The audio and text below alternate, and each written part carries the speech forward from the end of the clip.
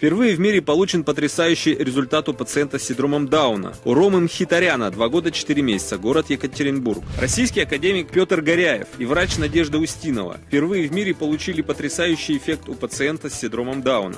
Им удалось создать уникальный способ изменения негативного влияния добавочной X-хромосомы при синдроме Дауна при помощи метода лингвистико-волновой генетики. Мозг ребенка растет в течение первых 3 лет. Академику Петру Горяеву и доктору Надежде Устиновой удалось изменить негативный вектор развития мозга данного пациента.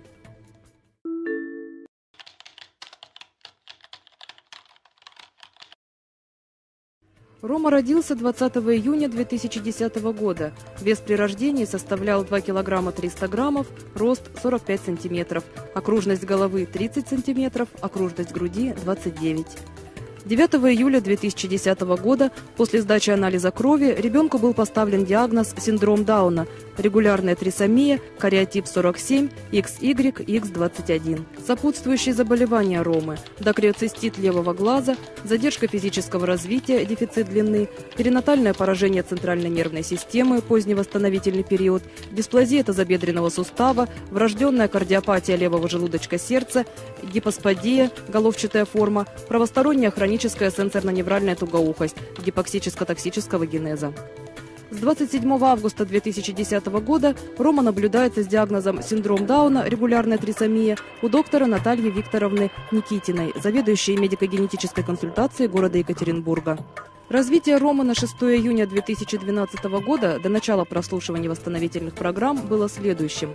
Держит голову с 1,5 месяцев, переворачивается с 7-8 месяцев, ползает на животе с 8-9 месяцев, садится самостоятельно с 1 года 7 месяцев, ползает на четвереньках с 1 года 11 месяцев, не ходит, однако начал пытаться самостоятельно встать на ноги, подтягиваясь руками. Самостоятельно не кушает, на горшок не просится, предметы не показывает. На имя не отзывается, произносит много звуков, смеется, любит играть. В лаборатории академика Петра Петровича Горяева была создана специальная звуковая программа, которая несет информацию о здоровом генетическом коде родного брата Ромы, который не имеет данной патологии. С 6 июня 2012 года Рома стал прослушивать программы. И уже к 1 июля Рома стал активный, шустрый, стал активно вставать в кроватке и манеже на ноги. Появились шаговые движения. Сейчас он с удовольствием ходит при поддержке за руки. Улучшилась координация движений. Активно лепечет. Где Вера? Рома? Рома, где Вера? Иди сюда. Иди сюда. Иди сюда. Стал отзываться на имя, хотя до этого не реагировал на него. Активно интересуется окружающим миром. Ведет себя, как обычный годовалый малыш. Слюнотечение практически исчезло, перестали гноиться глаза. Крепко спит и днем, и ночью. Продолжительность дневного сна увеличилась.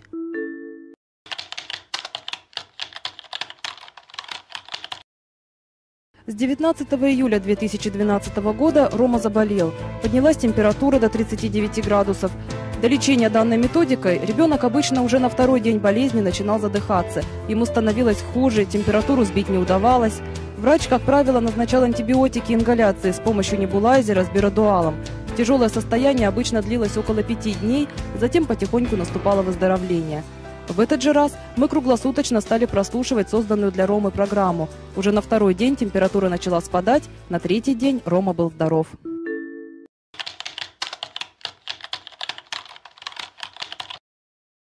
Надежда, я понимаю, что прошло еще очень мало времени со дня лечения, но мне кажется, что изменения есть. Если к лету прошлого года Рома умел только переворачиваться со спины на живот и обратно, ползал на животе, и в течение последующего года, до нынешнего лета, никаких продвижений ни в двигательном, ни в психическом развитии не было, то уже сейчас, к 4 августа 2012 года, после 2 месяцев лечения данной методикой, заметен скачок вперед в развитии моего сына.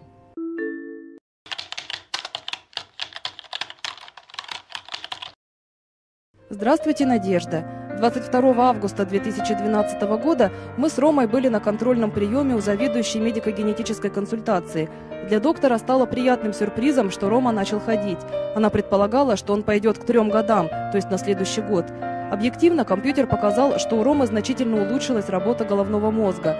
2 составляющие уже пришли в норму, 2 пока еще нет. Йодомарин отменили.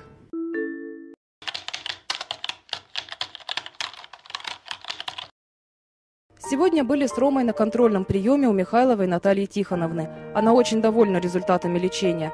Подробности вы можете узнать у нее по телефону. С уважением, Таня.